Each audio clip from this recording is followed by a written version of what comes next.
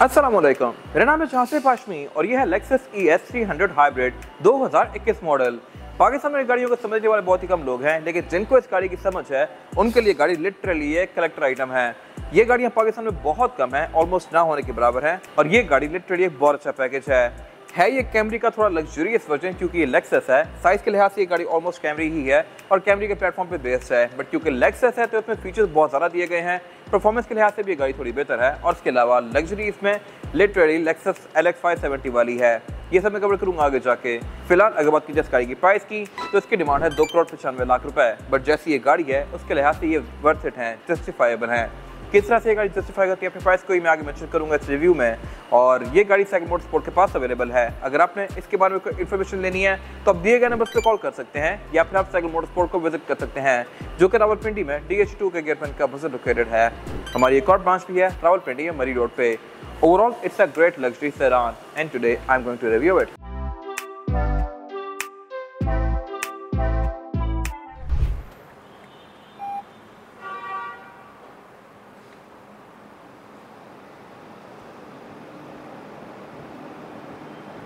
Let's start with a brief overview. Lexus basically Toyota का एक luxury वाला brand है, और ES, LS, LX ये सब गाड़ियाँ लैंड क्रूजर, कैमरी या क्राउन के ऊपर बेस्ड होती हैं।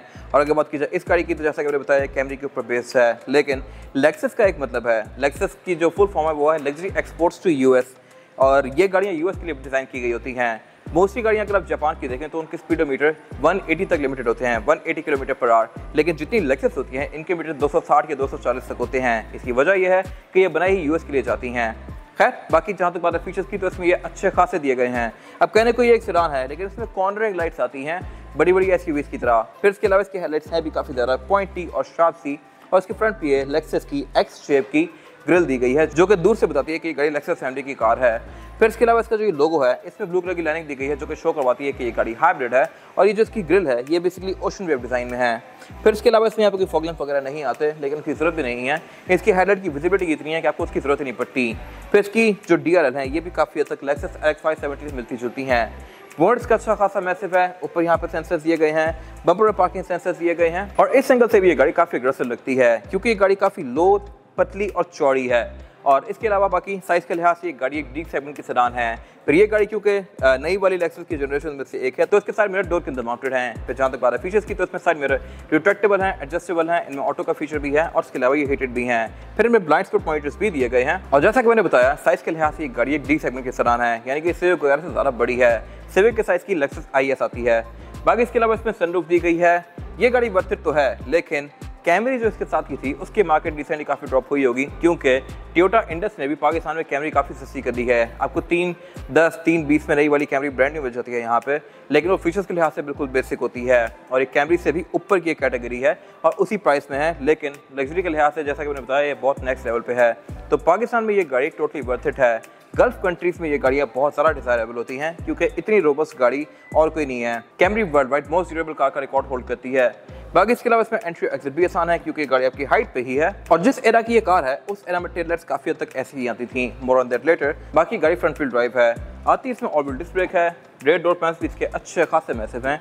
इतना बड़ा डोर पैनल वैसे यूजुअली लॉन्ग व्हील बेस वाली गाड़ियों को होता है, हालांकि ये गाड़ी लॉन्ग व्हील तो क्या क्राउन वगैरह से भी छोटी है। और हेडलाइट्स की तरह ही इसकी टेल लाइट्स भी है, काफ़ी पॉइंटी सी ऑरेंज शेप में हैं। लेक्सस 570 भी आपको टेल लाइट्स काफ़ी हद तक ऐसी देखने को मिलती हैं डिज़ाइन के लिहाज से। बाकी इसमें बैक पे पार्किंग सेंसर्स आते हैं। ट्रंक अनलॉकर्स का यहाँ पे नीचे दिया गया है राइट साइड पे क्राउन की तरह, और ट्रंक कैपेसिटी के लिहाज से भी ये गाड़ी अच्छी खासी स्पेशियस है। टेलगेट्स में पावर नहीं है, मैनुअल है, बट ट्रंक कैपेसिटी बहुत ज़बरदस्त है। स्पेडर यहाँ पे नहीं आता, लेकिन यहाँ पे टूल किट प्रॉपर दी गई है। बाकी आप इसकी डिग्गी से इसकी कैबिन को भी एक्सेस कर सकते हैं। इंसुलेशन भी यहाँ पे बिल्कुल प्रॉपर दी गई है, ऑब्वियसली क्योंकि ये लेक्सस है। और अब अगर बात की जाए इस गाड़ी के इंटीरियर की, तो यहाँ पे सब कुछ इतना लग्जरियस और टॉप नॉच है कि आपको लगेगा ही नहीं कि आप किसी जैपनीज गाड़ी में बैठे हैं। ये लिटरली जर्मन कार्स के लेवल पे है। हर चीज़ यहाँ बहुत खूबसूरत है, और ऑल्दो ये गाड़ी की बहुत ज़्यादा बड़ी नहीं है, लेकिन फिर भी इसका इंटीरियर बहुत खुला फील करवाता है आपको। अगर बात की जाए इसके स्टीयरिंग व्हील की, तो ये वैसे ही है जैसा कि लेक्सस की मोस्टली गाड़ियों में आता है ये मल्टीमीडिया वाला। इसमें पैडल शिफ्टर्स भी दिए गए हैं, बट इसमें ऊपर और नीचे वुड की ट्रिम्स दी गई हैं, और इसकी जो ये ग्रिप्स हैं ये सर्दियों में गर्म होती हैं। स्टीयरिंग व्हील इसमें हीटेड है, और इसके अलावा बाकी इसमें हेडलाइट्स ऑटो हैं, वाइपर रेन सेंसिंग है। फिर जहाँ तक बात है इसके मीटर की, तो ये मीटर भी इसका ऑलमोस्ट पूरी स्क्रीन है, और इसको भी आप काफ़ी हद तक कॉन्फ़िगर कर सकते हैं। ड्राइव मोड सेलेक्टर इसका यहाँ पे दिया गया है, और ये मेरे ख्याल से एक इंटरेस्टिंग जगह है इसको इनकॉर्पोरेट करने के लिए। जैसे आप इसको स्पोर्ट में करते हैं तो इसके डिस्प्लेस काफ़ी हद तक चेंज हो जाते हैं और बाकी गाड़ी की साइड स्टेट्स आपको यहीं पे शो होती हैं। मिलिट्री हाउसिंग भी इसकी लेदर की फिनिश में है, मल्टीमीडिया स्क्रीन भी इसकी काफ़ी मैसिव है। लेकिन यहाँ पे एक ड्रॉबैक है, लेक्सस 570 की तरह इस गाड़ी के केस में भी ये स्क्रीन टच में नहीं है। इसको यूज़ करने के लिए नीचे यहाँ पे ट्रैक पैड दिया गया है जहाँ से आप इसके मेन्यूज़ में नेविगेट करेंगे और इसको यूज़ करेंगे। कुछ टाइम यूज़ करने के बाद आपको इसकी आदत हो जाएगी, लेकिन शुरू में थोड़ा सा अनोइंग लगता है क्योंकि इसका कर्सर काफ़ी तेज होता है और आपने जहाँ पे क्लिक करना होता है उसके अलावा ये हर जगह बाउंस करता रहता है। खैर, इसके अलावा इसकी जो ग्राफिक्स हैं, इसकी थीम है, ये वैसी है जैसा कि नई लेक्सस वगैरह में आ रही है। यहाँ पे लेक्सस की एक डेडिकेटेड क्लॉक भी दी गई है जो रात के टाइम इल्यूमिनेट करती है और ये गाड़ी एक कॉर्ड के साइज़ की है बट इतनी लग्जरी के साथ। इसके अलावा इसकी जो यहाँ पे फ्रिल दी गई है ये ब्रश एल्यूमिनियम है। यहाँ पे इसका काफ़ी लग्जरियस क्लाइमेट कंट्रोल दिया गया है जो कि डुअल जोन है। इसके डाइस भी काफ़ी मजे के हैं। क्लाइमेट कंट्रोल के टेम्परेचर को अप डाउन करने के लिए छोटी सी स्टिक दी गई है। बाकी इसमें ऑब्वियसली नैनो आता है, डस्ट पार्टिकल फिल्टर, नीचे यहाँ पे इसके कुछ और कंट्रोल्स दिए गए हैं और ये इसकी हीटेड और कूल्ड सीट्स के हैं। बट यही नहीं, जैसा कि मैंने बताया स्टीयरिंग भी इसका हीटेड है, तो एक इस साइज़ की गाड़ी के लिहाज से ये बहुत सारे फंक्शंस हैं। और क्राउन की तरह इस गाड़ी में बैक पे प्राइवेसी कर्टन आता है, इसको मैं यहीं से इरेज लोड कर सकता हूँ और रिवर्स लगाने पे भी इसका प्राइवेसी कर्टन बैक वाला जो है ये लोअर हो जाता है। इसके अलावा यहाँ पे सीडी का इंसर्ट दिया गया है, कप होल्डर्स दिए गए हैं, बाकी सारी बेसिक चीज़ें हैं। फ़ोन होल्डर इसमें इंटरेस्टिंग है क्योंकि यहाँ पे ये अलग से डेडिकेटेड दिया गया है और इसके अलावा गेयर सेक्टर भी इसका मोस्टली नई लेक्सस जैसा है। डी में करके आप इसको साइड पे करेंगे तो ये स्पोर्ट्स में हो जाएगी और फिर आप इसको मैनुअली यहाँ से भी चला सकते हैं और यहाँ से भी। पार्किंग ब्रेक भी इस गाड़ी की इलेक्ट्रॉनिक है जो कि यहाँ पे दी हुई है और इसके अलावा बाकी सब कुछ यहाँ पे नॉर्मल है। सेंटर कंसोल इसका नॉर्मल से थोड़ा सा बेहतर है, इस तरह से कि आप इसको दोनों साइड से ओपन कर सकते हैं लाइक दिस। ये चीज़ भी आपको नई लेक्सस में या नई टोयोटास में देखने को मिलेगी बट यहाँ पे भी दी गई है।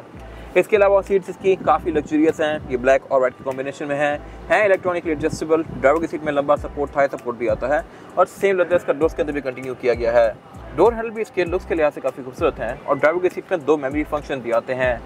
विंडोज़ की चारों सिंगल टैप वाली हैं और जहाँ तक बात रूफ लाइनर की, ये भी इसका है तो बेज लेकिन पिलर इसमें ब्लैक दिए गए हैं, तो ये एक अच्छा कंट्रास्ट है।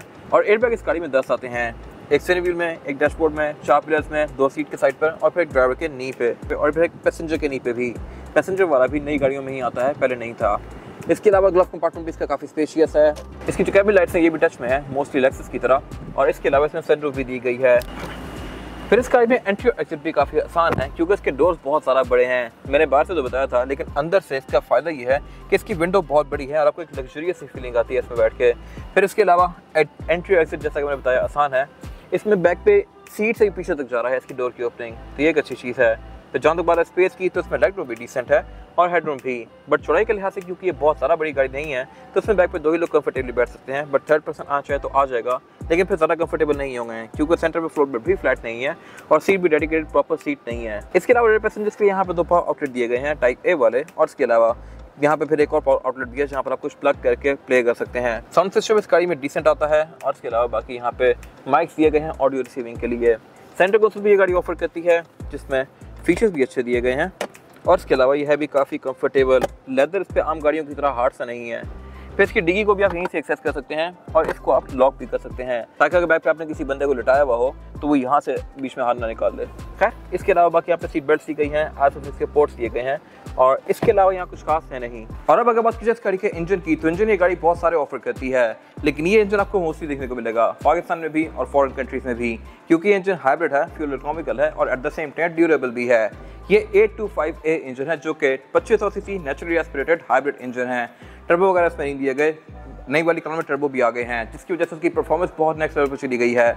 ये engine on 176 horse power produce करता है, लेकिन इलेक्ट्रिक मोटर के साथ मिलकर इसकी पावर 200 हॉर्स पावर प्लस चली जाती है। बाकी टॉर्क भी इसका इंस्टेंट है हाइब्रिड होने की वजह से और एवरेज भी इसकी ज़बरदस्त है ऑब्वियसली हाइब्रिड की वजह से। ये गाड़ी आपको तकरीबन 20 के आसपास की एवरेज दे सकती है।